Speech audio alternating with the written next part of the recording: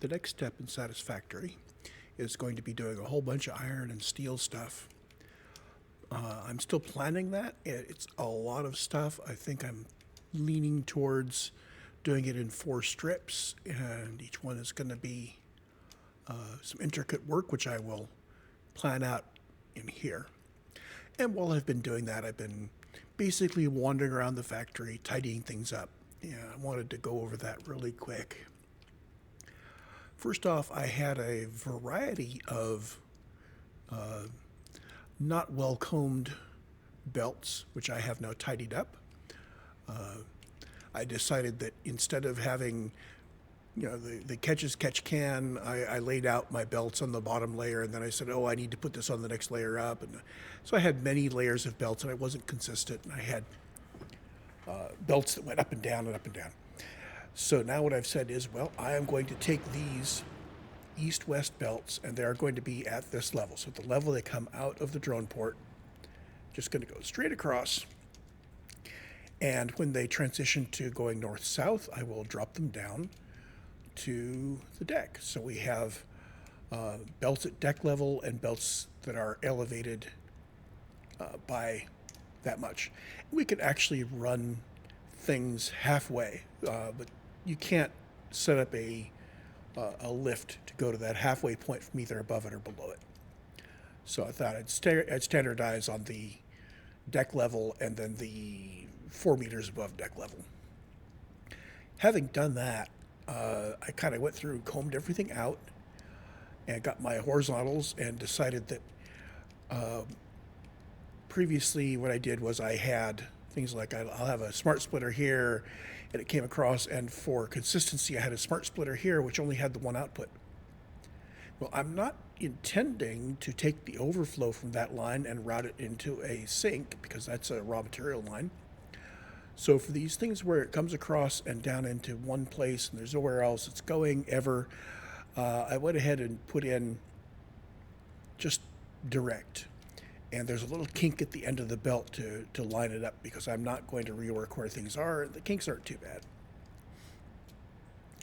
The ugly part is these copper ingot lines where I have the 4 ingot pure ingot blueprints over here, which have to merge together, and I have to bring it out of the middle and straight across. Of course, because it's north-south, it's at base level, so it slides across. It slides way across.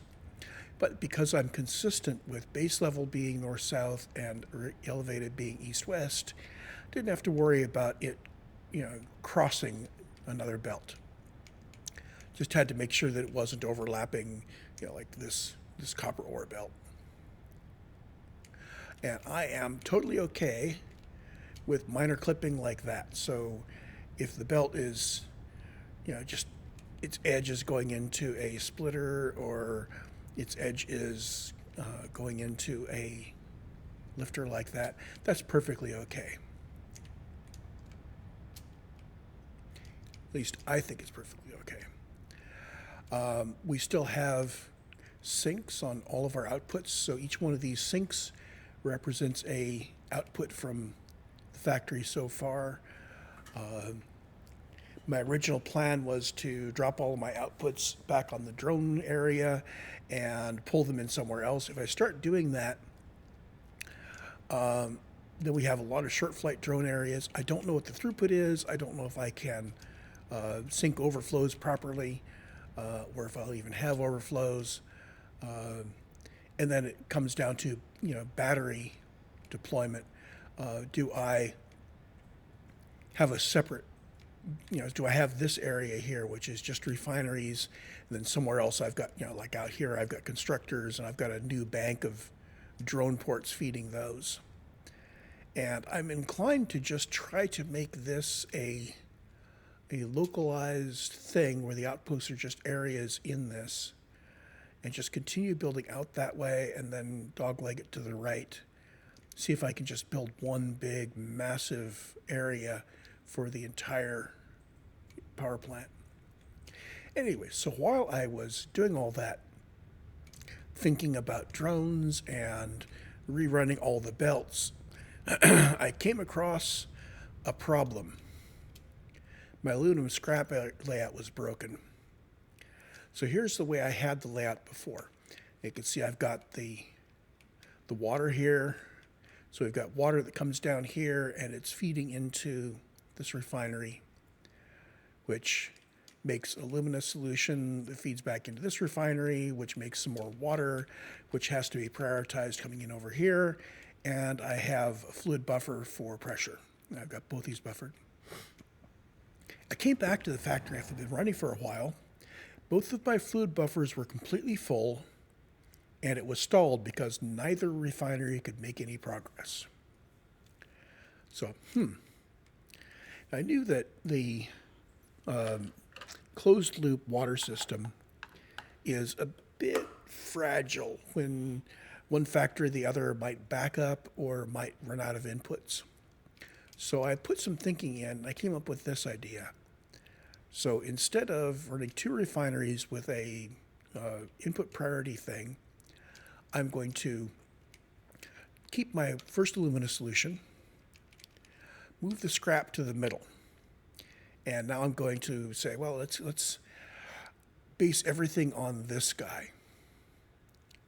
Okay. So we're going to keep him the same. We're going to put a new alumina solution out here. Well, we have some recycled water. I've got 72 per minute water. So I went over here and I said, well, let's make this guy consume 72 per minute water. So this is a direct link. And I am hoping that he isn't too bursty, that we don't get this guy stalled waiting for this guy to run because there isn't enough capacity. The way I am placing these assemblies in my lower deck, it's not clear that I would have a place to put a fluid buffer. I'd have to put it level. I don't want to be elevating it or anything because these only have 10 meters of head lift. Now that I've got this one consuming the recycled water, I could say, well, he's producing 48 per minute alumina solution. Subtract that out. So my original plan was this guy produced 144, so subtract the 48. This guy produces 96. So together, these two produce the same amount of alumina solution, which will feed this guy, which will produce 72 water, which gets recycled. So here's our water connection. The alumina connection is pretty simple. I am going to put a valve in so that the guys on the right can't backflow into this guy. We want him to drain, so there's a valve. And we'll bring the guy from the right, the original one, he'll drop in from the top. So if everything is full, then this guy will stall until these two manage to work out how to drain things. I put that in place, and it's been running for a while.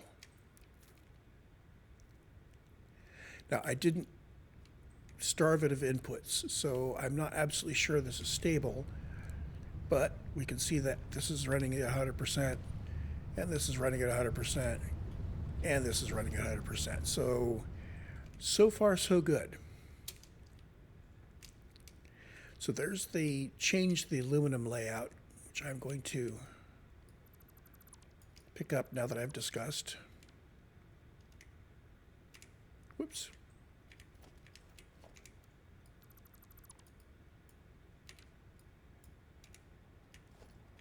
Come on, F. I actually added a few decks out here that I don't want to keep.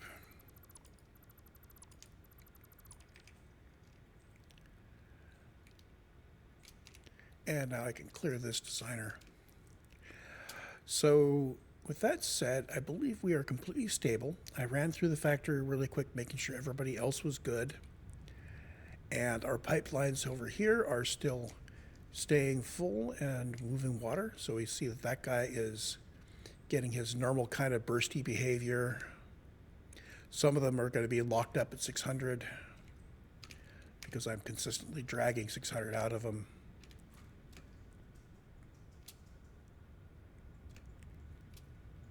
And checking our inputs. You see that all of our solid inputs are just flowing through. Nobody's running dry. We're good.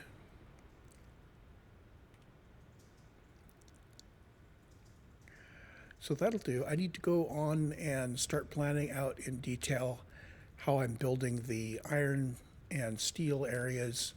I will be blueprinting those so that I can lay out one strip, make sure it works, and then lay out the other 3 strips quickly by dropping down blueprints. I think I might be able to show the plan here.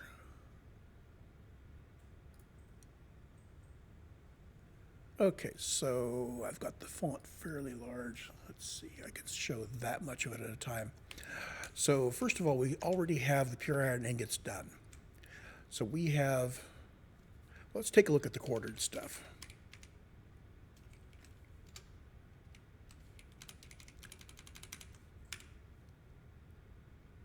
So here's the full plan, including my annotations of net imports and exports per minute. So we have the pure iron ingots done. This is for 1 quarter. And that means that on each strip we're getting in 433 iron ingots. And we've tested that. I haven't done a count of the output, but I've verified that the machines are running at 100%. Our next layer is going to be constructors, where we're going to be doing 6 constructors making wire, and 2 making plate, and 1 making cable. I'm tempted to see if I can package all that up into one blueprint. It would be 2 floors of constructors, but that's not a problem. So the wire is going to have to feed the cable. That's 6 guys doing wire, 1 guy doing cable, and we've got a net product of cable coming out at the bottom. So out of that blueprint, we would need to pull belts of wire, iron plate, and cable. And these are not large. So in theory, I could place this down, and on its output up above, I could take all of the outputs and combine them together, so I would have, instead of 1 slice of the main factory, I would now have all of these products from this first guy on just 3 belts. I will think about that. I will likely sit with doing the 4 strips separately, just because I don't mind having belts running around that are partially full. That's the iron. Then we go into the steel. We need some foundries. That's a couple of foundries, and then we have 4 constructors. So the foundries and the constructors here, I will probably package those up as a single blueprint. See if I can get that routed. And that will require, see, the inputs to the foundry, which are coal ingots and iron ingots and coal. And then internally, we're going to have steel ingots that we produce from the foundries that are going to head down to these guys. And the screws are going to go from beams. So we've got ingots into pipe. We've got ingots into beams and beams into screws. And our net outputs are beams, pipes, and screws. Again, I could combine these all together, so we would have 3 belts instead of 3x4. We'll think about that. I'm still inclined to keep this as 4 separate strips, so each quarter will run all the way beginning to end with its own routing, and then I will combine the products at the far end so that they can be distributed. And the final assembly is 4 assemblers. So we've got 1 running downclocked, which is going to be producing a modest amount of reinforced iron plate. And then we've got 3 that are overclocked to 175. They're going to be building stators, so we need a lot of stators. The stators are the main output of this section, but we do need the rest of this. So that adds 2 more belts, and again, these will all get merged together.